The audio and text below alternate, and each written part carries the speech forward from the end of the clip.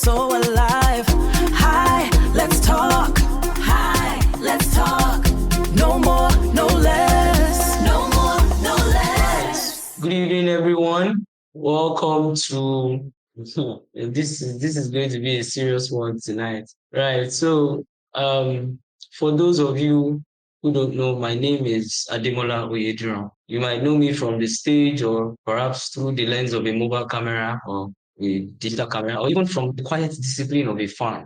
But at my core, I am a cinephile, someone who believes that stories are the only things that truly outlast us. Tonight, we are digging into the Nollywood engine. So we live in an industry that was built on the hustle, like we all know, an industry that can move from a fade in to a picture lock faster than anywhere else on the earth. But speed has a price, as we all know. And tonight, we are asking the hard questions. Are we building skyscrapers or are we building skyscrapers on shallow foundations, basically? Or are we sacrificing the architecture of our stories for the sake of the clock? So it's a massive conversation, right? And I'm not diving into this alone. Virtually speaking, to my left is the voice that keeps this show grounded, that keeps this show sharp. So the floor is yours. Introduce yourself to the people. Good day, everyone. What a pleasure it is to be here again. My name is Oluwatoyosi Ogundusi, and I'm so happy that we are back again with another conversation, one that I think is going to be worth the time, because I think it's something I'm also personally interested in, Nollywood screenwriting, because the screenwriting, it's all about the stories that we get to tell. And I'm so interested in the stories that we get to tell and how we tell them. Today we'll be examining that. As Demola said earlier, I myself, I'm a cinephile as well. I'm a thespian.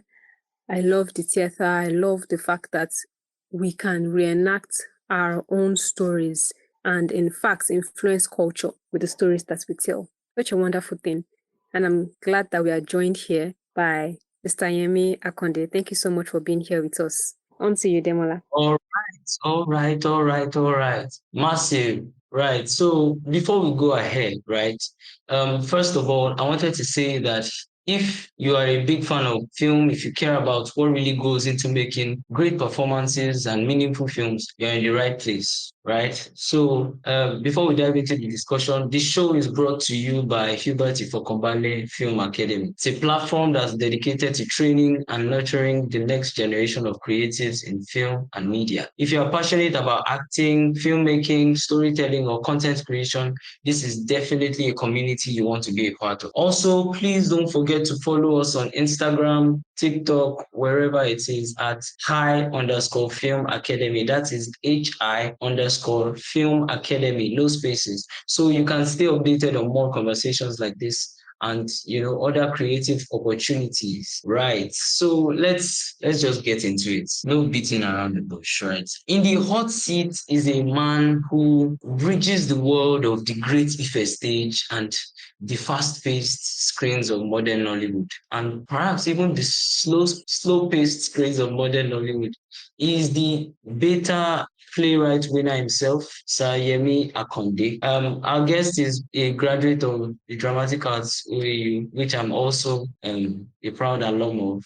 He's a director and the winner of the 5th Beta Playwright Competition. I hope I'm pronouncing this thing right. Hey, God. For the mask we wear, Sir Yemi is basically an architect of the stage and the screen. But before we dive in, yes, Sir Yemi, tell us in your own words, who is Yemi Akande and what drives your craft? Good evening, everyone. Thank you for having me on this program. I'm glad to be here because this is going to be an interesting conversation for everyone and for me as well. So I'm glad to be here. And answering your question, who is Yemi Akande? I would say Yemi Akande is just a boy who loves to write. Writing is something that I love to do. And like I say, writing is something that I also, in a way, inherited it from my mother, because growing up, I remember that she loves reading. She loves reading books, novels, Yoruba novels and English, even the French novels, because she can speak many languages.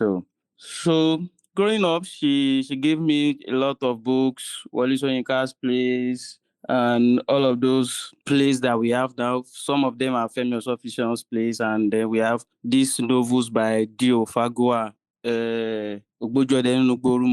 So growing up, I developed an interest in writing. I developed an interest in writing because where I grew up, I have people that love to read, that love to we love to watch films in our house then. And I remember that I have a notebook where I usually write names of actors and actresses that we have.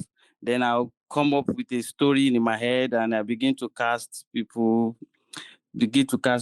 for different stories that I have in my head. So this is something that I've always wanted to do. So when I wanted to go to uni, I already know that okay, this is what I wanted to go and study.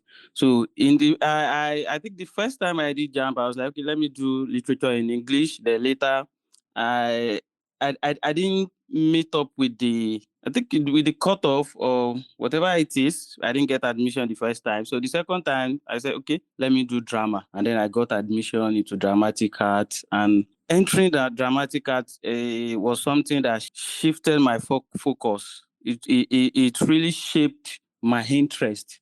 Yes, I have the interest to write, I have the interest to do films and all of that, but entering into dramatic art was something that really shaped my mindset about theater and performances, filmmaking, writing, and all of those things. So Yemi Akande as a person has been a boy that wanted to write and is writing now presently for stage and for films, documentaries as well, because I write for radio as well, radio drama. So I have some radio dramas to my credit. So any platform, for any platform, I've written for any platform, talking about TV, films, radio, stage plays, and yeah, and even short stories. So, like I said, my name is Yemi Akande. I'm also a graduate of Obafemi Awolowo University, which I'm really proud of, and I'm really happy that I graduated from a department like that and from a university like that, because that department shaped my mindset concerning films and theater. Thank you very much for that. This is a brilliant way to start the episode. Yeah. Sayemi, so basically, this thing about being from Great Ife, it's very big on some of us. Like at least to me and Yes. Toyosi, Mhm. we are alumni Yes, as well of Great Okay. Ife. But so it leads me basically to my first question. Sayemi, Okay. you come from the Great Ife tradition, right? It's a Yes. school of drama where the Yes. script is sacred, right? Yes. I know that Yes. it is sacred. We are taught Yes. from the very beginning that it is sacred. And you might spend weeks just analyzing even a single scene, right? Is this true, or am I getting there? Yeah, this is very true. This is very true. Yeah. So, Because but you see, yeah, go ahead. this is very true, because from the first moment you get into the Department of Dramatic Art, you are being introduced to what they are doing there. And one of the things that you are going to do, which is I mean the first thing they are going to do, which is initiation, right? People call it induction right now. Induction now, yeah. The Yeah. politically Yes. correct word is It's not the induction. political correct, but that is totally not what we are doing. So the thing is that you do play rehearsals, and then for a play to go on stage, you must have at least done a 6 weeks rehearsal, right? So yes. so going through those 6 weeks rehearsal, so you are studying the play text as a text on its own, and you are also rehearsing it for a performance. So which means the script is the most important factor in Yes, any yes. story, in any production, whether it is for stage or it is for film, or even if it's for documentary, whatever it is, script is the most important. In fact, it is the foundation of any performance. So that's why people will say it is sacred or something like that, because that's the number one factor. If you don't get the script right, you are not going to get the performance right. So once you get the script right, once you understand the mindset of the writer, what the writer is trying to say, the script writer is trying to say, once you understand that, even as a director, you'll be able to interpret what the writer is saying. But if you don't understand it, how are you going to interpret it? So that's why script is the foundation of every production, whether stage or drama or whether film or radio, whatever it is. It's very important that you mentioned that, because that, not to take us off on a tangent, but on our last episode with Sir Victor, he said something about screenwriters being like the gods, like scripts are literally the gods. They are what carries all these films that we do. But I was going somewhere with this a school of drama where the script is sacred and you spend weeks analyzing, even if it's a single scene. But I'm coming to Nollywood now. Nollywood operates on a totally different clock. Sometimes a screenwriter is giving, it's not even that ridiculous. 72 hours is not even as ridiculous to deliver a feature. So there is often a fear that moving that fast forced us to cut corners. So my question to you is, how do you bring your theater discipline into an industry that moves at VCD pace? What is that one structural element you refuse to sacrifice if you get a tight deadline for a script now? I think one thing everybody needs to understand is that quality productions takes time. Yes. Quality production take a lot of time. And to deliver a strong story, not even a good story. Now, to deliver a very strong story, you need a lot of time. Because from the story idea, you have a story idea. How do you want that story to go from the beginning to the end? You cannot just wake up today and then you say, I have a story idea, and then you start writing, and then within 24 hours, 74 hours, or 2 days, 3 days, you are done. You cannot write a good story like that. So the first thing everybody needs to understand is that it takes time to write a very strong story.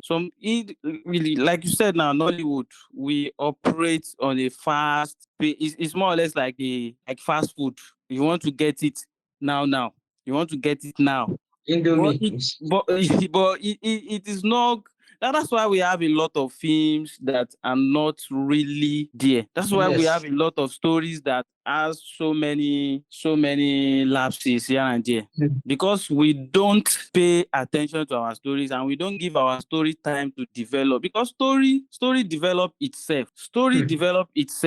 Once you give a story a time to develop, you find out that this story has many directions that is going, different angles to that particular story. When you have an idea today, then you sleep over that idea, the probability that idea might change is one. So one thing I usually do is that, because Nollywood producers, sometimes our producers already have actors on ground before the story, which is not supposed to be. Yes. Goodness. So they already have actors on ground. They already have the people that they want to use. Okay, well, I want to use this particular actor. I want to use this particular actress to play this role. Where is the script? No script on ground. Now they give dates to the actors to come on set, yet there is no script. So many cases like that, yet there is no script. They will now contact the writer. We want you to deliver this script within 2 days. Our actors are set, they are on ground. How do you want that writer to write? Weird. So how do you want that writer to write something? Exactly. So one thing I usually do with my background in OAU, because I know that story is very important, and I also have a name that I want to protect, and I don't want people to attach not well done production to my name. Yes. So what you do is that you have to sacrifice some projects for other projects. You have to sacrifice. If a producer is calling you that they want you to deliver a story within 3-4 days, and you know that this thing is not possible, it's not ethical, it's not good, you give them your own deadline, give them your own time. If they cannot work with your own time, then they will go and look for another person that can do it. Then you look for another job that will give you the time that you want. Or the time that's reasonable enough. Yemi, sorry to cut you short. Saying this is quite, for at least for somebody that's just starting out. Giving this kind of advice to somebody like that, what do you think? Is it really feasible? Because people are looking for the next paycheck. You'll get it. And that's why I stay away from advising people on what to do. The advice I usually give people is that, are you comfortable with this? The decision is for you to make. If you are comfortable with the timeline they are giving you or with the budget they are giving you, fine. Yeah. It is you and your destiny. But if you are not comfortable with it, if you know that this thing cannot work for you, look for something that can work for you. Because I know that for people that are just starting, you need money. And if we are going to be honest with ourselves, a writer needs to eat before you can ever write anything. You cannot write anything. How should I put it? If you are hungry, how are you going to write? If you have not eaten, how are you going to write?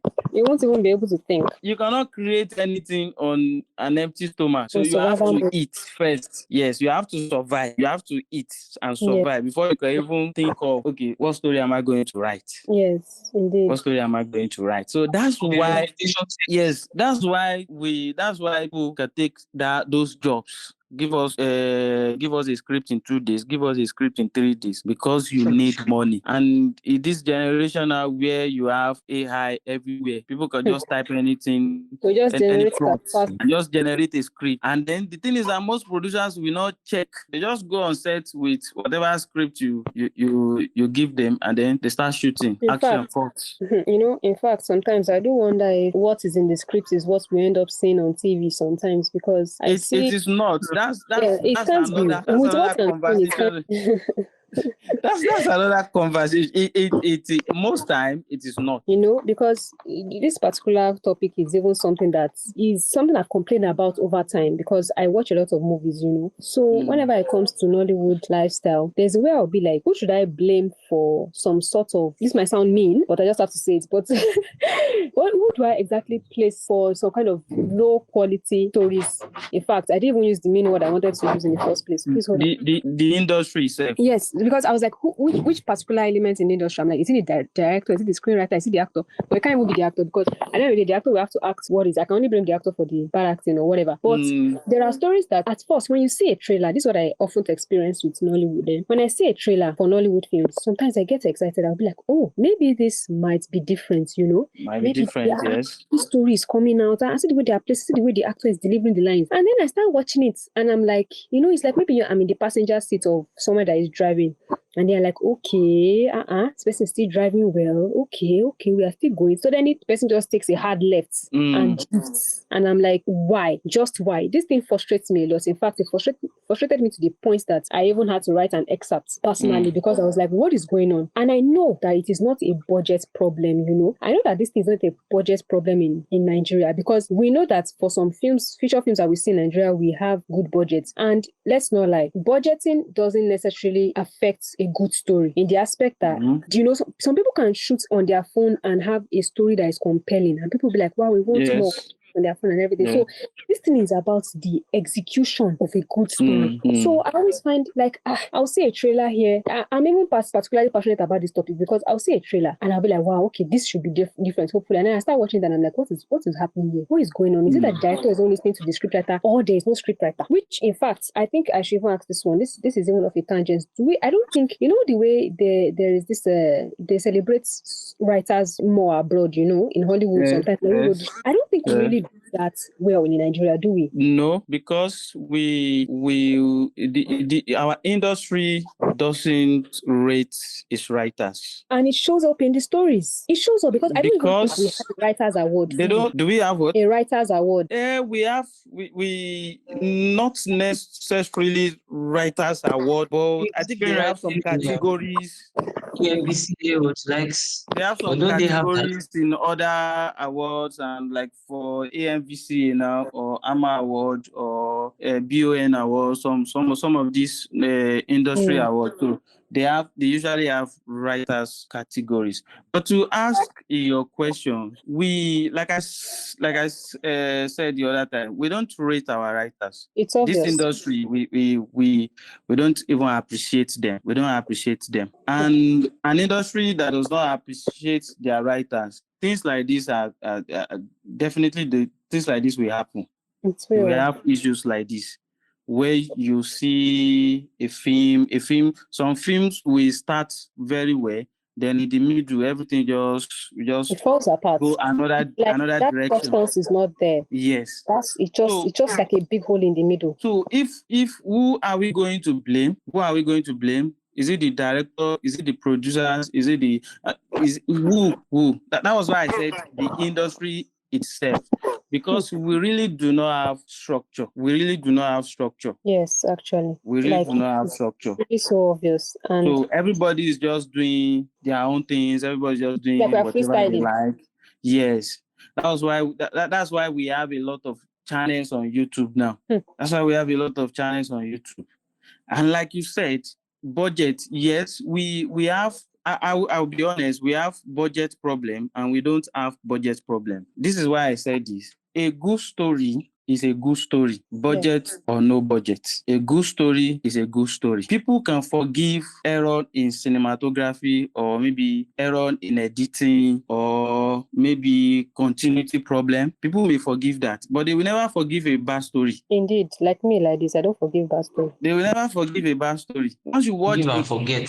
if cinematography is not good, the thing is that if cinematography is not that good, but the story is very good, people will appreciate the story. They will not talk too much about the cinematography. But if the story, if the cinematography is great and the story is bad, people will continue to talk about that story. Like, what kind of nonsense is this? Exactly. What kind of nonsense is this? Why is Nollywood doing this thing? Why is Nollywood doing that? Why are we not improving? That's why story is always number. Once you get your story right, Once you get your story right, even if you don't get some other things right, people will just overlook some things for you, and they will say, this story is good. This story is good. This story is good. So a story must be good. In fact, must be very good. You can shoot a very good story, whether even if it is low budget. Like this, there's this film there's this For Maria. For Maria is not a high budget film, but the story is very tight and people like it.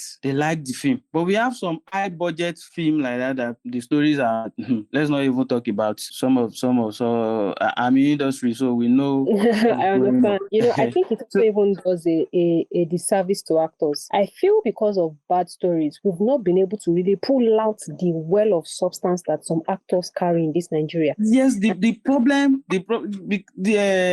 what you just said now will make me to say this. The problem is time. Time. Nollywood producers, they don't have time. They are always in a hurry. I don't know what is pushing us. I don't know who is running after us. I don't know. But the producers are always in a hurry. Give me the script. I want to shoot next week. Imagine you are going. You want to start a shoot next week, and you don't have the story right now. So you've not gone through the story. You've not read the story, whether the story is good or bad. You've not done first draft, second draft, third draft. You've not seen where can we go on set with this story? No, we cannot go. You've not done that discussion, and you are going on set next week. So most time, what we do is quantity. Yeah, it's quantity. We just want to shoot film, make money, shoot another one, make money, shoot another one, make money. And are we even making this money? That's just the counterintuitive thing. When you don't produce quality, at the end of the day, you are not still going to get that quality. Yes, because people will get tired. People will get tired. People will definitely get tired. See a director like in my own case, I look up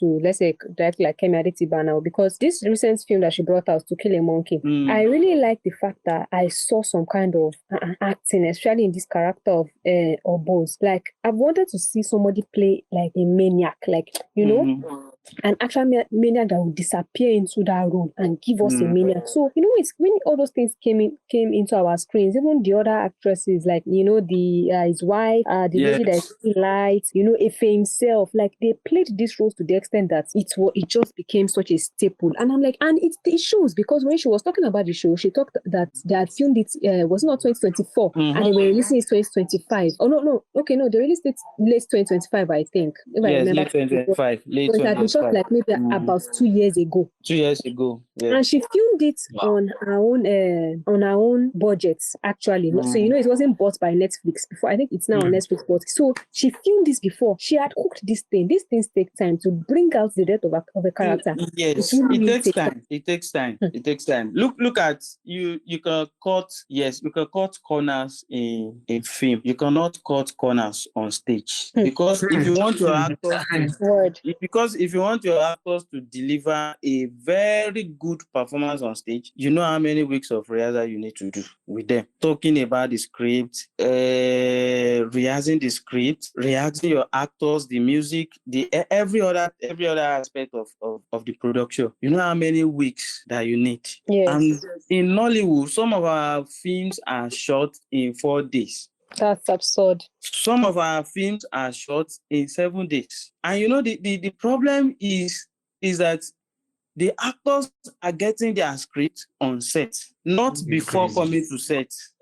They've not even had time to internalize it. Some of the actors are coming on set to get their script, not like before. In fact, they are coming from another set to your set. Do you get it? Let's say you are playing.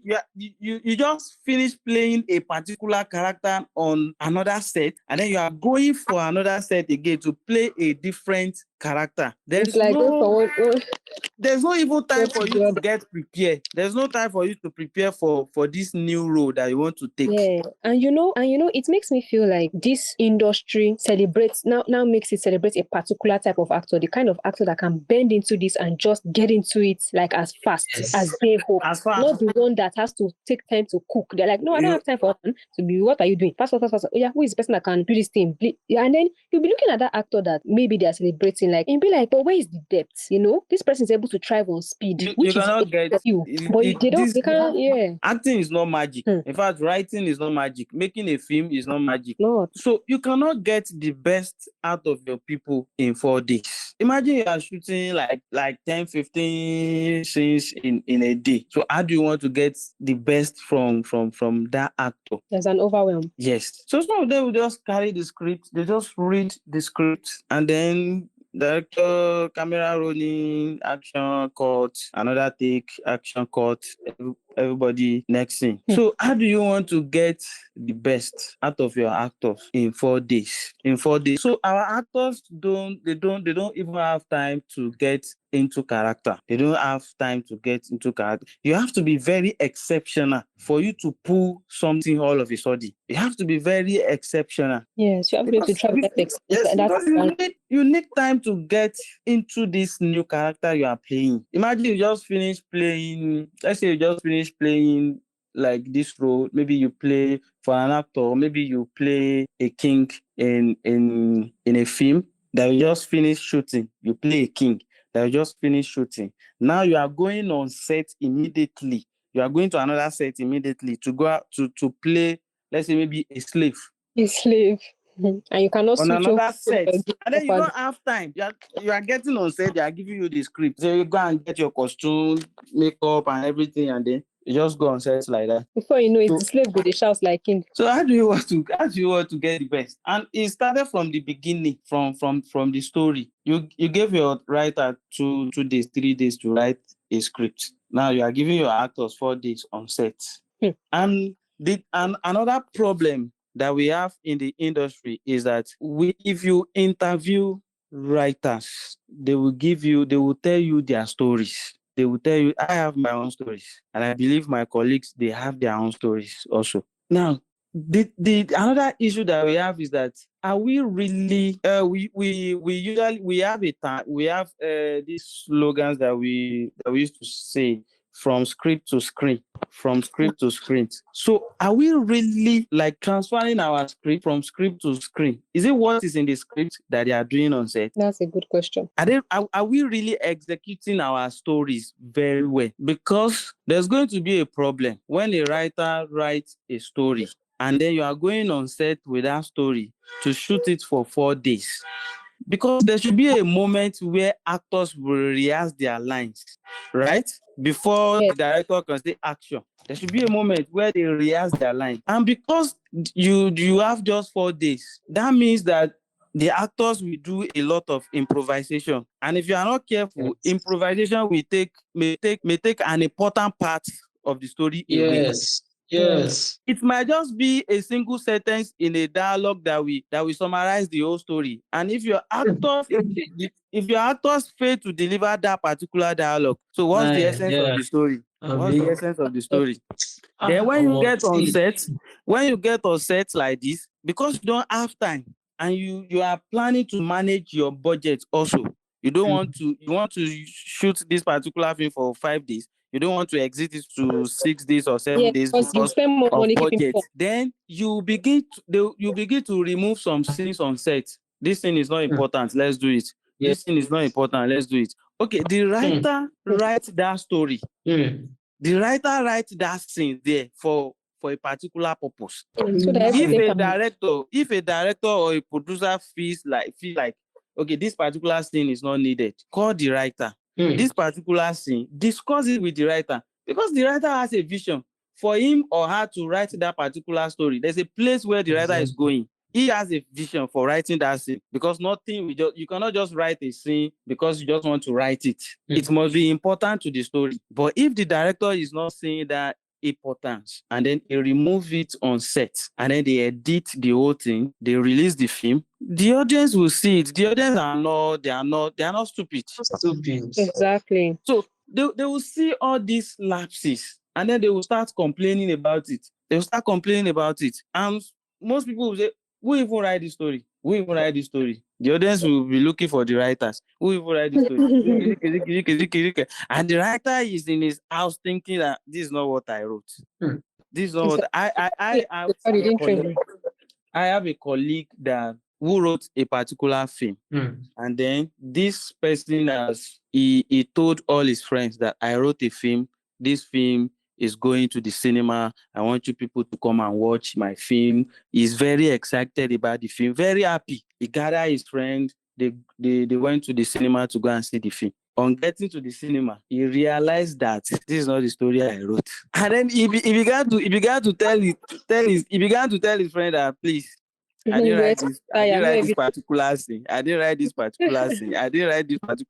But how many people are you going to explain to? So you mean they don't consult the writers? So most time they in fact they'll just go on set and shoot whatever they want to shoot. They will not even tell the writers that we want to remove this thing.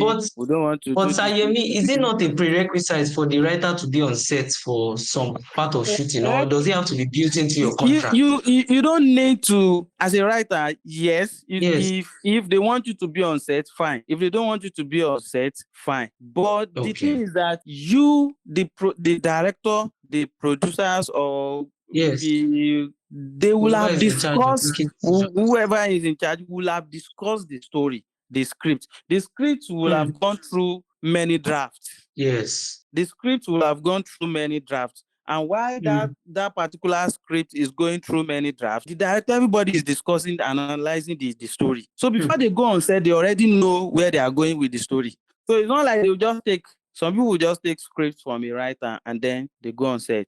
No proper discussion. Why did you write this thing? Why is this character like this? Why is this story like this? They just go on set and shoot it. That's why we have a lot of movies on YouTube. Yes. So that's why we have a lot of movies. Okay, which brings me to I want to turn this whole thing on its head. Should we even be talking about speed at all, or should we just be talking about quality? This brings me to gatekeeping of the writing industry. Should there be like prerequisites to know proper writers so that proper writers can work Or is this too much of an extreme idea for what do you think? Because I feel like it's not everybody that should get to write. It is not everybody that should get to write. Yes, that's a fact. Another fact is, can we even recognize what a good story is? That's another fact. Yeah, who is to say what a good story is? That's another question. I'll say. Yes, because I can write a story. I can write a story in my room and it made sense. It makes a lot of sense in my head. Then I send it to another person to read it. And that person is like, what's this nonsense?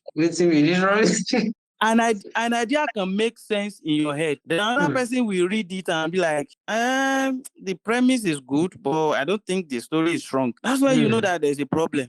What you have written, there's a problem in whatever you have written. So there should be something we call, in OAU, when you do a performance, whether it's for your project, there's always a viva, right? Yes, sir. There's always a viva, right? So we should have something like you finish writing a script, you send it to maybe a group of people to read. They read, they analyze the script, they tell you this thing is good, this place is good, this place is bad, this is what you need to do to make the story strong, this is what you need to do, take this away, add this. Everybody discuss the story before you move to another draft. There should be something like that. If we don't have something like that, because if you are writing, whatever you are writing will make sense in your head until you see it from another perspective. So in this case, you are talking of, let's say, a dramaturge. Yes. So basically, the equivalent of that would be like maybe a critic or in Nollywood, right? Do we? Yes, but we even... So it begs the question of our criticism culture, our critiquing culture in Nollywood. Do we even have a critiquing culture in Nollywood to see what stories are fit enough to, be pushed out? That's even another thing I've been thinking about. We have. In fact, I know some good critiques that we have in the country or in the industry. But Nollywood itself, like I said the other time, that Nollywood doesn't appreciate its writers. Nollywood doesn't appreciate its critics also. And another problem that's another problem that we have, because once a film comes out and a critic drops his or a review, there are people that will attack that critic. Yes, there's also that too. So one thing in our industry is that people have their fan base. Once you say something bad about this particular film, the fan base will attack you. Sharp, like I realized that they will attack you. They'll say you should go and do your own. Report your account. They'll say go and do your own. Then go and make your own film. They will attack your social media pages. They will report your account and everything. They will resort to ad hominem attacks. They are fighting for themselves and not ready for it. That's just the honest truth. So, yes, I was discussing this particular issue with someone, that our audience, are they really demanding for quality productions? Good stories, quality stories, stories. Are they really? What is selling is not the quality stories. For quality production, because you see some films in your mind, you already know that this film is bad. Then you go under the comments and then you see people praising a particular actor, a particular film, and then you now wonder, maybe you are the problem. Am I the one that is everything? So you start thinking, am I the problem?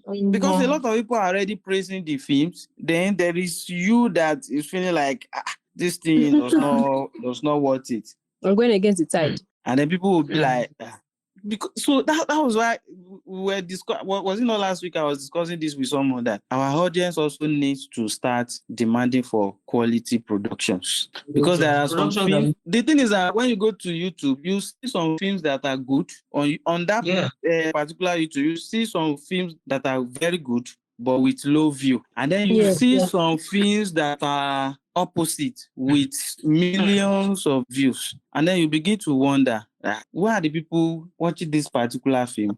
Why are the people watching this particular film? The one story in Nigeria always different. So we have a lot of problems in our industry. We have, And then, like you said, we should not be discussing speed. We should be discussing quality. And I've been thinking about it. Should it really be speed? The speed can be matched at some point, but The what is speed the can be quality matched, that's coming out of yes. that speed? The speed can be matched because you still need the same speed. You still Yes. need the same speed. For this industry, you need speed. You still need the same speed. But are we even trying enough to get our stories right from the beginning? From the beginning. Some people will know that this particular story has a problem, but they will still go ahead and shoot it. See, And then some people will not even read. There was I think there was an incident on YouTube maybe 2 years ago, or was it last year, that maybe like 3 producers released the same story with different titles. Yes, What? same story with like a writer gave 3 producers a particular story, but but with different titles. No, that's man with that. But with Senior different man. titles. So we And have so many problems. because you will not cost. Yeah, I think my network is not. Let me. Your network is bad. Okay. Yeah. I'll ask it again. So Yes. let me. I still have your attention, right? So Okay. I'm bringing it back to speed now. We all understand that quality is a major factor, but bringing it back to speed, because we usually talk about Nollywood speed that is a disadvantage to the story, that the story Yes. suffers because of the speed. So there is this argument that I've heard before amongst in the circles where I've had discussions like this, that our constraints, what is holding us back is our greatest teacher. So when you don't have the budget of 100 extras or 50 locations, you are always forced to make the dialogue and the internal structure do the heavy lifting for that story. So what I'm asking now is, does this Nollywood pace that we have here make us better architects, better creators of stories? Because does writing fast and cheap force you to be more disciplined, than a writer who has a massive budget and years to think? That's basically what I'm asking. But I think I know what you are going to say. Well, what am I going to say? I know. I will leave What that do you to think you. I'm going to say? I will leave it to you. Okay, I think I think the thing is, let me start like this. You can have enough time. You can have enough time to write a story and still write rubbish. Yes, that's exactly where I'm going.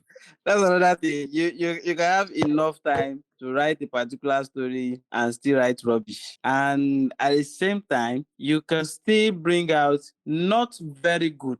You can still bring out a good story in few days, 2 weeks, 3 weeks. And the thing is, I think the first thing is background, foundation, your foundation as a storyteller, as a writer. Is your foundation very strong enough? Do you know what a good story is? Because some people just jump into writing because they want to write, because they feel like, okay, this is how I'm going to get into the industry.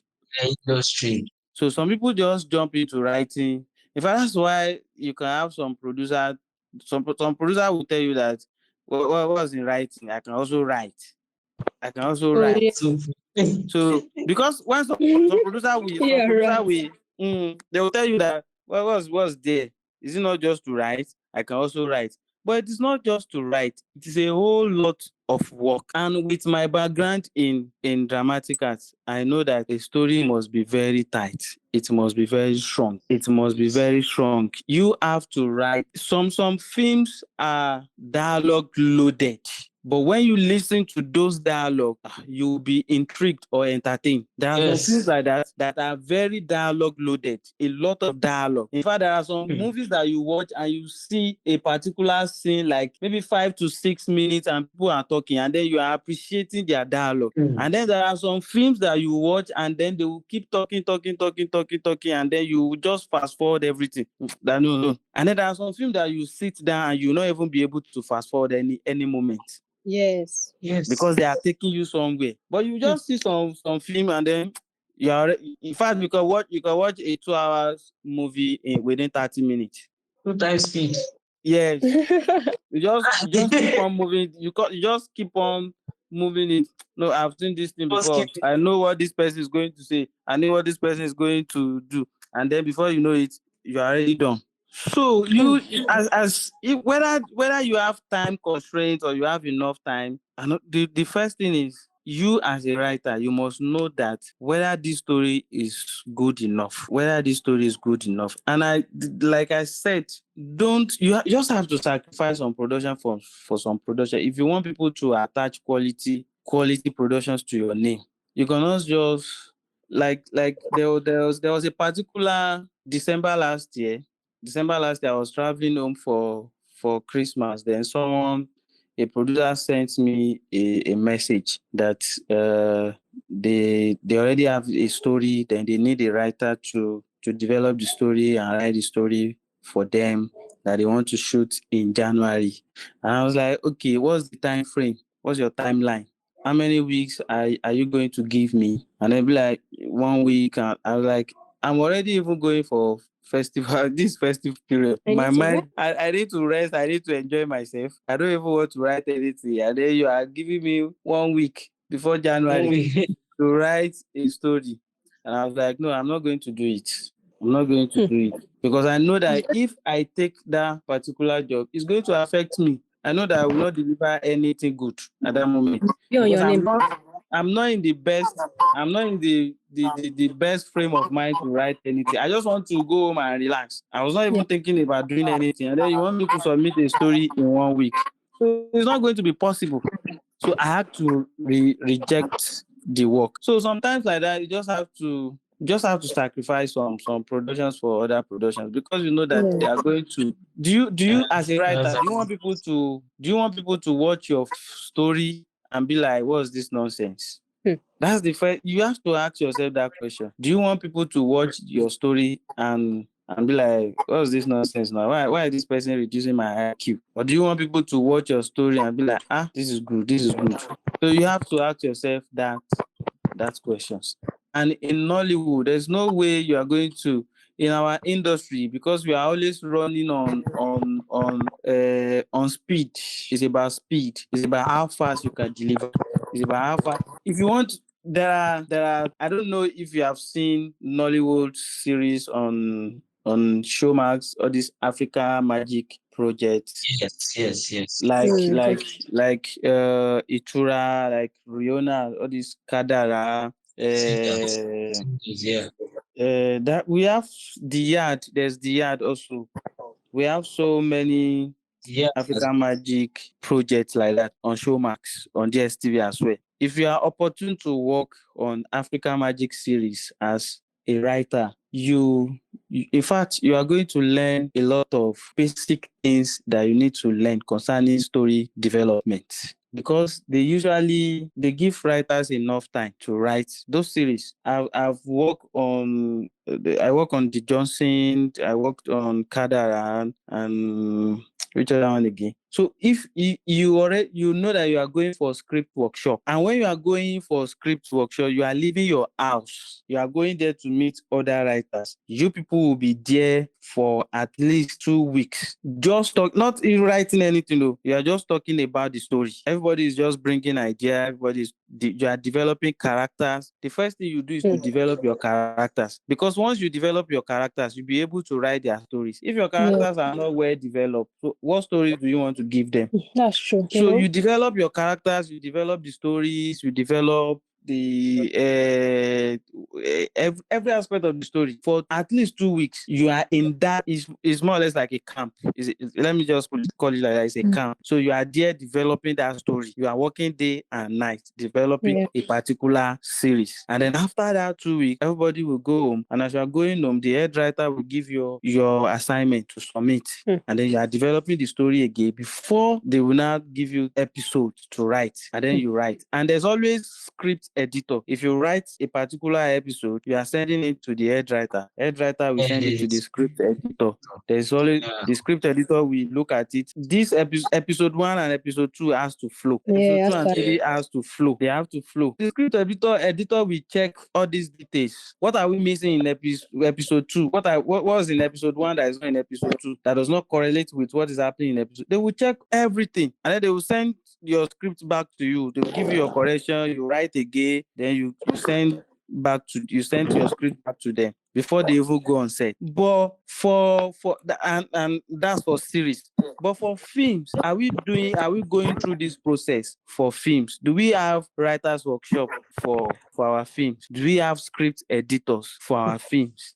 Is there an editor that is editing the scripts? Do we have all these? Are we going our script? Are they going through these processes? No. It shows. No, which is very obvious. Yes, because if they have gone through all these processes, we will not be having all these problems that we are having. That kind of brings me to something that may sound a bit controversial. Everyone hesitated to put this online before they come for my head, but I think I'll just say it because it's something I've actually thought about, and it's kind of even in line with what Demola said before about having some writers that should write should be accredited, things like that. Honestly, I feel our industry of filmmaking is porous. Yes. I feel it's porous in the sense that anybody who thinks they have an idea and a budget wants to do something. And then you don't now know which one is quality, which one is quantity. Everything is just who has the most money, who can bring in the most things. In fact, my take goes a bit more controversial in the aspect that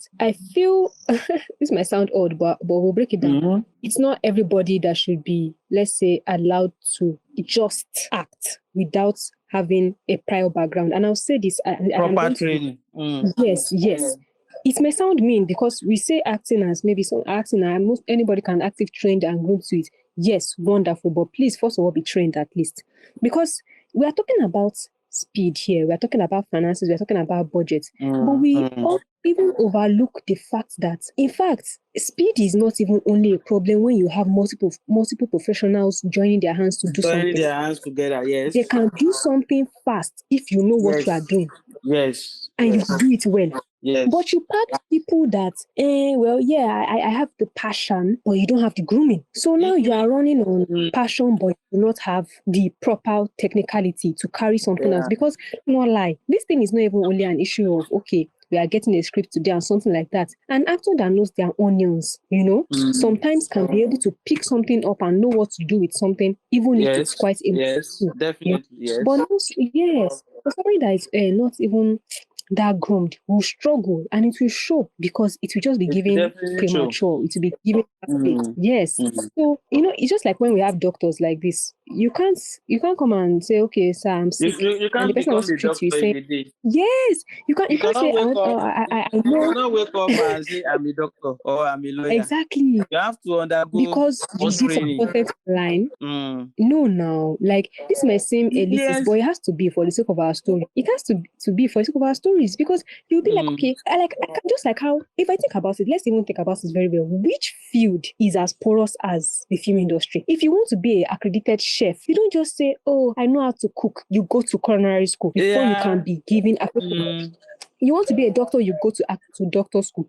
You want to be a nurse, you go to nursing school. You want to be a lawyer, you kind of say, I read the book of constitution, everything, I want to be defending. No, where is your license? Where is the license in filmmaking? Because yes, talent is one thing, and that's the funny thing about telling stories. We humans are sometimes we can be natural storytellers, which is wonderful. But when it comes to the of practicing, I feel like there should be some licensing. The way we have doctors, and because telling stories we overlook how much it influences and impacts culture. Somebody will go online and write something and tell a story that a young child will watch and internalize that story, and it shows up in society. And say, just watching film. This thing has actually been something on my mind a lot. And what do you think more of the The reason why it is like that is because filmmaking. Yeah, there are people that undergo training. We have cinematographers that learn how to use cameras and stuff like that. We have writers that learn how to write. We have actors that undergo training, either in a university or maybe film institute, so or film academy. Yeah, so we have people that undergo training. And also we have people that undergo training on set, not like they go to any institute or any school to go and learn it, but they learn it on set by watching people doing it. So we have people that do yes, that. yes. So, and then cause film industry is an industry that is very easy to enter. It's very easy to enter because what you need most is talent and money. I may not be a film producer today. I may not be an executive producer of a movie today. Tomorrow, I may wake up with billions of naira, millions of naira, and I decided that, okay, I want to start making films. Then you open YouTube channel. Then you get a director, you get a script writer, and show continues. So it is an industry that is very easy to find your way in. So it's not like you go to, yes, some of us went to university to go and study theater art, but some people didn't go to university to study theater art, but they are performing on stage, right? Because they have the talent to do so. And in our industry, popularity sells in the sense that people want to see their they want to see their favorite, and the producers be like, this is the person that people want to see, whether the person is talented or not. They will just put the person in the film. There was a time I made an argument sometime like that Big Brother Nigeria is now becoming like school for like an academy for actors. They'll just go to Big Brother, Big Brother to gain the popularity, to gain the followers, so that they can now. and then they They've graduated turned from acting to nonsense now. It's chorus. yes. Like, So you can't just be an They ordinary are person popular and in I read something about that actually recently on, was it there was Facebook? a Somebody time, I wrote think, something about it. yeah, there was a time I made an argument, I think maybe like 2 years ago, that people just go to Big Brother Nigeria, and then they graduated from Big Brother to film industry, and producers start putting them in films, and I'll be like, not all of yes, we are maybe some of them are talented, but not all of them. But because we are in an industry where popularity sells, yes, that's why they'll just, in fact, there are a lot of things that I don't want to that I don't want to say. Say it again. Yes, there are a lot of things I don't want to say. Yeah, so that's we have a lot of problems. We have a lot of problems. People that are talented, where are they? The people that graduated from theater school, where are they? Yeah. Are we even going working 9 to 5s? Are we even going back to all the theater department that we have across the country to go and cast for our movie? That is why I'm saying Are we even doing all of that? Are you telling me that we don't have talent in our university that we can use? No. But why we you don't not want to picking go from the people that are actually studying the arts? But you don't want to go through that stress of looking for talent, because you have to scout for talent. Yes. You have to scout for talent. It's more or less like a football team. They have scouts. Casting director itself is very major Scouting thing. for Casting director. like you can name so many football teams that we have in Europe. They have scouts everywhere. Even they have scouts in Africa, scouting for the next talent, next big talent. So why can't we have that tradition in our industry, whereby we have casting? How many casting directors do we even have in the industry? I don't even know. So we should have something like that. People that go to this university, to these theater schools, to go and watch performances, watch these actors, these students, watch their performances. Okay, because sometimes you watch some film, then you see a popular, maybe it should be that particular role. I just want to give an example. For example, you have a film, and I believe that you must have seen films like that, whereby you have a popular face playing a minor role. Maybe the person just appear like twice. Cameo, yes, like twice. And then that role should have been given to an upcoming, have been given to to someone, maybe a student or of theater art or in a film academy or whatever, that particular role can be given to that person instead of giving it to a famous person that we already know. So there are some roles Money that must you be can made give. action. Well, yes, because we need to build talent. We need to build talent. You are graduating from a theater. You should be able to go out and get roles in films. But where are those roles? Where?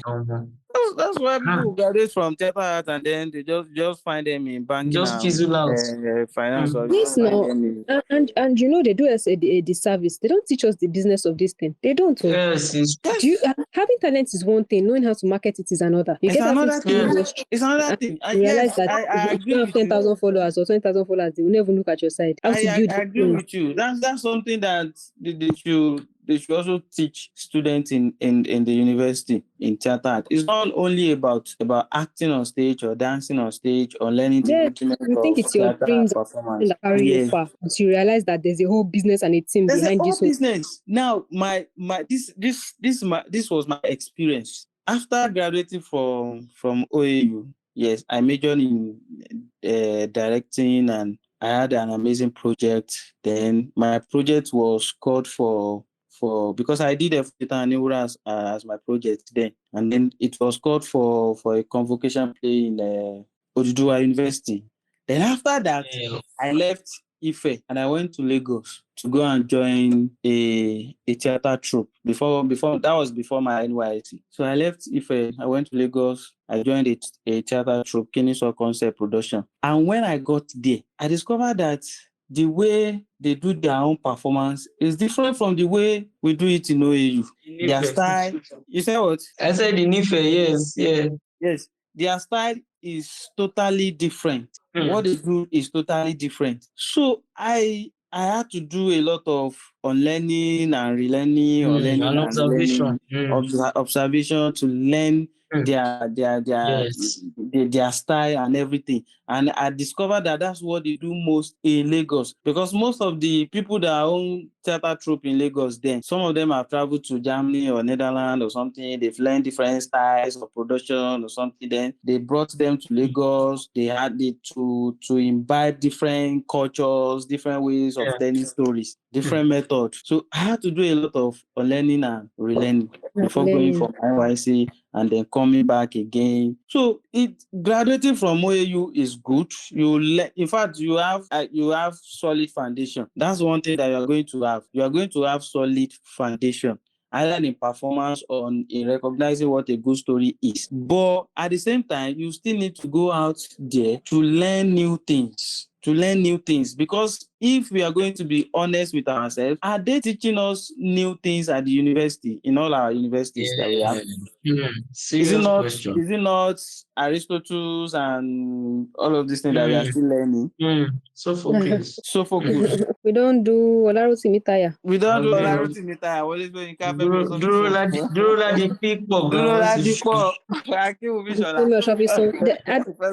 They themselves must be like, oh, come on, you people, let's think of new things. Because if they didn't think of things, how would we be playing their own role? Yes. So are we even in the university, are we even giving the student the opportunity to create something from the scratch? I want to say something. I was, and before I even go into another question I'm curious about, you just said this thing now, that we even giving students opportunity for that. And even particularly, look at playwriting when it comes to, let's say, project plays. We have playwrights, and then we have people writing scripts that are never going to be enacted. They'll be marked by the Quran. How can I tell a student when it is not developed, when it is not enacted? Is that not the point of writing a play? Why not a playwright attached to a group write the play that the director is going to direct, so we can even test whether this be a project play. That's how it should be. Where all this problem starts from. That's how it should be. Because when I was in OAU, because a lot of people thought I was going to do technical theater, because I was always in every production as a set designer or a lightman or something. Then when I got to year 4, I changed direction. I said, I want to go and do directing. I don't want to do technical theater. I'll be doing technical theater. I'll be following technical theater students from my year 1 to my year 3. Now in my year 4, I want to do something else. Never know And I've when always been writing since my year 1. I've always been writing scripts, sending my plays to people to read, discuss, but we've not even had any opportunity to enact any of this scripts. So I already know that I was not going to do playwriting. So I did directing. And then after graduating from OAU, I had to read a lot of plays, like read so many plays, because there's a way Wole Soyinka will write his play, and there's a way Femi Osofishan will write his own play, and there's a way Olarotimi will write his own. They all use different styles. Then I had to do a lot of YouTube training, how to write, how to do this, how to do that, how to do that, how to do that. What's my own style? What's my own this thing? The Bitter Arts playwright competition that I won like 2 years ago. I've been doing that I did that competition for like 4 years before I won it. For like 4 years. And that competition, I did it for like 4 years. As you are writing, they are teaching you how to write. They are giving you training. They are giving you proper training. You are doing seminar. You are doing workshop and all of these things. So there's no way you will not get better at it. Yes. There's no way. So that's one of the problems that we have in our university. We are not okay. You have playwriting students. Why are they not writing plays for directors to direct? Exactly. Why? That's So they how are we just there. next generation of writers. They will just their write. work. You have actors acting for other people's plays. You have technical theater people building sets for other people's plays. Why can't they build sets for the plays their course have written? Once you group, yes, now and let us explore your ideas.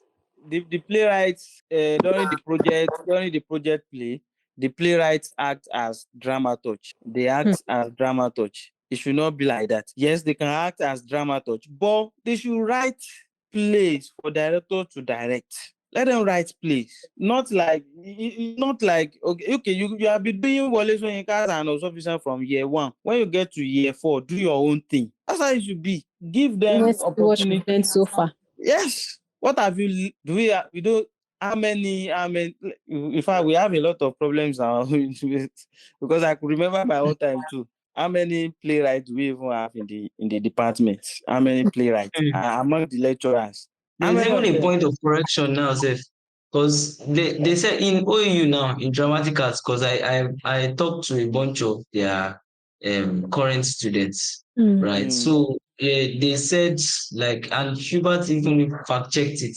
He said they are doing that now, where they allow actors do the plays of the playwrights. They are doing it now, which is I think I saw. much. Yes, I think that was true because I saw some productions during their. I saw some of their flyers. I think they adapted some movies to screen, to stage or something like that. I think I saw some of those productions, which are very good.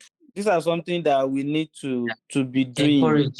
Encourage, give them opportunity to write something or adapt something to stage, and then see how far they've gone, how far they from year 1 to year 4. What have they learned so far? Yes.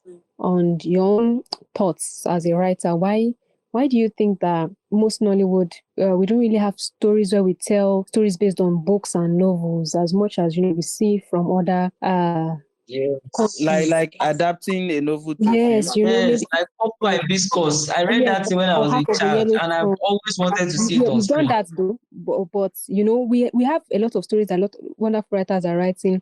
We don't really do that enough in Nigeria. I really do not have a lot of things to say about this because I've had some inside gist before, and I think one of the things someone mentioned to me was that some Nigerian writers, the novel writers, they don't want to give their story to Nollywood producers. They feel like because of the they quality. will not do it. Yeah, some of them feel like they will not do it well. That's number one.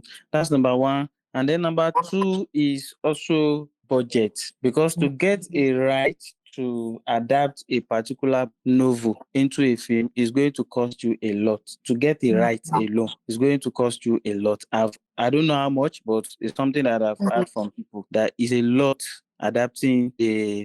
There's this recent. I don't know if you know about this novel. Is it I Come to You by Chance or something? I've forgotten the title. I don't know if you know the novel.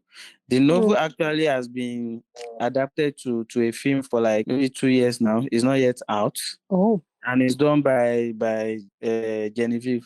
So that one has been adapted. There's another. I think there's another one in the production process too. There are some people that are doing it, but for you to adapt a novel to a film, that means you must have read the book very well, and that's why this argument of speed and quality also is another thing. You must have read the novel very well, and the writer that you are going to give the story to must have read it also, because you cannot just adapt any book.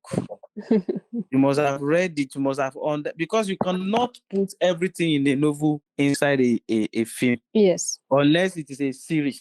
Unless it's a series that you have enough time to do everything in the book. Yes, but if it's a film, you just have to pick the major parts of the book. And to pick a major part of the book means that you have to understand the story very well. Yes. Thank you. Before you can do it. So I think the major problem is getting the right to do it. Because I myself, there's this Olarotimi, the girls are not to blame. I myself have always wanted to adapt it to a screenplay or something. I've always wanted to do it. But to get the right is the problem. And I know someone that wanted to do Kurumi also and has been on it for years now. So to get the right is problem. And then yes, producers also run away from it. Our producers also run away from it. And then there are Nigerian authors that this book. I've forgotten the title of this book. The recent one that was adapted to. Is it The Secret Life of Baba Shegi's Wives? Yeah, there's that one. Yes, there's that one. There's this other one by, what's the name of the writer again? Was it Tommy something? I've forgotten the title of the book. I think the film will be out in 2027. They've adapted it already. I think they've shot it also. So, but who are the people that adapted it? Who are the people that shot the film? Black Americans. And it's Nigerian story. Because they have it. Because they have the budget for it. And because the writer trusts that, okay, Hollywood will do something good with our story. So some of our writers don't trust our producers with their stories. So that's the two major problems. Those are the two major problems that we have: the budget and are we going to do something good? From Popo, like you mentioned, Popo is a very popular book, very interesting book that a lot of people have read. In fact, there are some arguments on it. I think on Twitter some weeks ago, people were doing imaginary casting for. Yes, I saw that. I saw it too online. Yes, and then some people were saying Nollywood should not touch their favorite books. So Nollywood should not touch their favorite books. So Nollywood should not. Because those people believe that they will get it wrong. So those are the problems that we have. Yeah, thank you. So, to wrap it all up, looking ahead, do you believe Nollywood needs to, as Demola said it a time ago, he said, I think I already know your answer, but let's go ahead. Do you believe Nollywood needs to slow down to compete globally in storytelling? Or is there a way that we can still maintain this our speed where we'll achieve strong, well-structured scripts? I think we need a lot of restructuring, actually. We need a lot of restructuring. Yes, people that want to put our productions on, there are producers that just want to produce film for local audience. Yeah. And there are producers that want to produce for global audience. So, but people that want to produce for global audience, they need a lot of work to do. They have to do a lot of work. They have to do a lot of work in terms of the story. They have to slow down to get the story right, because we actually don't have good representation out there. We don't have, in terms of the kind of films that we produce, in terms of film that we produce, we don't really have enough quality out there. Yeah. We don't really have cinematic experience. In fact, let's not lie. Points. Let's not lie to ourselves. Most of our films are not cinematic. Yes. I agree. Even though they are in the cinema, but I agree. are they cinematic? Yeah, They are not. But like I said, some people just want to produce for local audience. They watch it, they will appreciate it, and then everybody will forget about it. But some people want it on a large scale, global level. That's why you can watch some films on Netflix and some films on Prime, and we have some producers that are doing better, and then we have some people, they just want to, let's just do it. That's why we have YouTube also. So I think you just need to understand whether you are doing it. But the bottom line is that whether you are doing it for local audience or you are doing it for global audience, let's endeavor that the story is good. Good. Yes. Let's endeavor that the story is good. Whether it's for local audience or it's for global audience, the story has to be For good. international audience, yeah. There's this final thing I wanted to ask before we do a rapid fire question session. So I think, so you've studied the classics and the prestige scripts now. Yeah, but as individuals, no matter how intellectual you get with the type of films you want to see on screen, there's always that one movie, that junk movie, that very one junk movie like this, that the story is not up to standard, but it just captures you. The one that it might fail every structural test, but you absolutely love it and you can never turn it off. Do you have that particular movie? Or you don't want to mention the name so that I don't want to mention names. But as there's this saying that not everything is perfect and not everything is that bad. Even in a bad film, as a student of art, even in a bad film, you can still gain something. So I have, like your question, I have some films like that, but I don't want to give out okay, names. no problem. I I don't want to give understand. out Be names. diplomatic. Be diplomatic. It's fine. There are It's films fine. that you watch. And be like, I'm just seeing it just to relax. And then there are some films that you will watch and you'll be like, and you will be engrossed in the film. They will activate your attention and everything. You just have to sit down and watch that particular film, and then watch it again and again and again.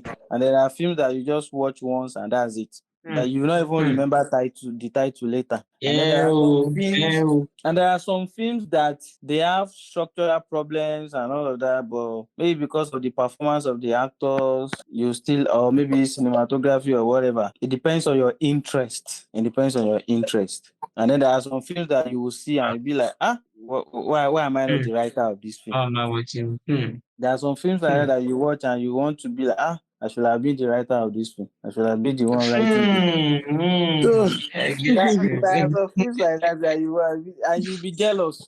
You watch something As an actor, like, there are some actors like this, they will do some scenes, you just be like, I should have been acting this thing, but you can't be the one I should have been because the one. the acting is so good. I have a question for you too as well. Okay. And it's a rapid fire one. Is it true that you've ever sent a script to a producer, with a hidden code, maybe in the middle of the script, so that you can actually test if that person has said it? Catch who is really reading your script or not? Yes. Yeah. My own is not a code, What I did is I sent the script, but not the complete one. It wasn't the complete one. So I removed some scenes from the script. I removed some scenes, and then when I was waiting for feedback. I didn't get feedback. I was like, this person has not read what I said, or has he read the script? I was like, then I had to ask them, this script, I'm still waiting for feedback. Feedback. And I got the feedback, and the feedback I got, I already know that this person did not read the script. Let's just put it that way. What? The person did not read the script. You know that we have a lot of mediums now where you can just send your script and then you just type some prompts and then you get some feedback. You know what I'm saying? So Yeah. so some You people, know. you give, let me just say it now, you give script to some people, they will not read it, they will just, maybe they will just use ChatGPT or something, and then they will give you feedback. From you will know that this person have not read, because if ChatGPT will not, let's not lie to ourselves. ChatGPT will not write the way I am going to write. Yes, It's so different. The way I structure my story, ChatGPT will not structure it. The way I want my story to go from one scene to another. You can use the help of ChatGPT and all of that, but the way a writer will write a story Yes, from the scene one originality. to scene two, ChatGPT will not do that. And then you will know whether this person is using ChatGPT or not. You will know. So when I got that feedback, I already know that there's a problem. So, but I know I have a colleague that will just put code and something, and then I have someone that will just put password. You will not be able to read everything. you will not be able to Because some people do it that way because of maybe there's copyright. money issue and stuff like that. Yes. Okay. Well, me, I have a rapid fire question for you, if you are still with me. So, Okay. Sayemi, is it true that the Great Ife OAU drama department is so rigorous that if you can survive a stage production there, a 48-hour Nollywood film set feels like a vacation by comparison? Is it true? Yes or no? It is true in a way. It is true I because don't know, if still now waiting you go talk. because if you if you can survive dramatic art, the rigorous rehearsals and everything, if you can survive it, believe me, you can survive anywhere. You can survive anywhere. Because that's your foundation. That's your foundation. We are taught to always be alert, to always be ready to work. Yeah. To always be ready to work. That's how To it always is. be ready. So you can go anywhere and then you just fit in. You just fit in. So that was why I said in a way it is true. It is true. Yeah. It is Yeah. true. Because even Okay. after I graduated from OAU and I went to Lagos and I see the way they are rehearsing, I was like, it's not so, what's there? You can do it now. Yeah, interesting. You know, now let's go about the Nollywood masterpiece myth. Now, there's this legend in this industry that some of our most iconic old Nollywood classics were written on the back of napkins in less than 24 hours. As a structural expert that you are, do you believe that a true masterpiece can actually be written that fast? Yes or no? Which is harder? You're giving us. The thing is, I don't think so. I don't think so. Okay. I don't think so. There But we I have think we are biased to. I think we are biased to old Nollywood in a way. In a way, and mostly it's just nostalgia. Mostly. Old Nollywood nostalgia. too. It makes you feel like as though it was. Yes, old Nollywood too. They have bad films. They have bad films too. They also have their own bad films. But because we just feel like we like to appreciate our legend and stuff like that. We're a So thankful most times culture. it's just nostalgia. When people say old Nollywood is better than new Nollywood, yeah, in a way, maybe in terms of story structure, because when you see some old Nollywood movies, they may not have the camera that we have now, but you definitely see their story. You definitely see the depth of the story. So you know that these people put a lot into their craft. But at the same time, they also have some bad films too. Yeah. So, but 24 hours, I don't think so, honestly. I don't think so. We've gotten your politically correct answer. but you know, is it also sorry, another thing. But you know, some of them do a lot of improvisation. You know, some of them do a lot of. They don't really have scripts. They just have situations. They don't really have. So everything I improv. Yes. Okay. My last question, the last question is so is it true that because you also direct, yes, you find it physically painful to hand over a script to another director because you already see that they are going to be shooting the wrong shots because you've said a word a particular way. They will shoot it wrong. Yes. Seriously. Yes, the thing is, the thing is, you as a writer, Let's you go. already. The script. What's your business? You've written the script. Give them. Let them be going. I think the worst nightmare that a writer can have is to give your story to a bad director. It's your I feel brainchild, literally. Yes, you. it's like you just, let's say, for example, you just give birth now, and then you give that particular child to someone. Oh no. It is, Baby. there's no way. There's a particular director that I love to work with. I know that if this person handle my script, she's going to do it perfectly well. And then there are some people that will just give them scripts and they will be like, I don't know what they are going to do with it, but let's wait and see. So and then sometimes you write scripts and then you'll be like, I should have directed this thing myself. There's someone that today I saw someone today today. He said something that he cannot write for any director. Whatever script that he's writing, he will direct it himself. At this point. So that people like that. Oh. My goodness. Wow. At this point is when you should consider actually registering for ongoing courses at Hubert Ifokonbale Academy. Yes, so at this point, because we've been talking all day about, how we need more quality in the industry. And yes, here you have a film academy that can actually help you learn from people who have gone through it. So why don't you register and actually give your dreams a shot to go through proper polishing? You can do that by registering in the link in the bio and following us on TikTok and all our available platforms. We'll also have past episodes out already for listening on various platforms like Spotify, YouTube, anywhere you can find your podcasts. You will be able to hear past episodes and learn and get your insights. That is it for you. Yeah, exactly. Thank you for that, Toyo. Thank you very, very much. Thank you very, very much. Thank you so much to everybody. Thank you so much. Also, make sure you follow us on Instagram, TikTok at @hi_film academy. That's HI_film academy. Remember that this episode will also be available on YouTube, Spotify, via the Hubert Ifokonbale Film Academy channel.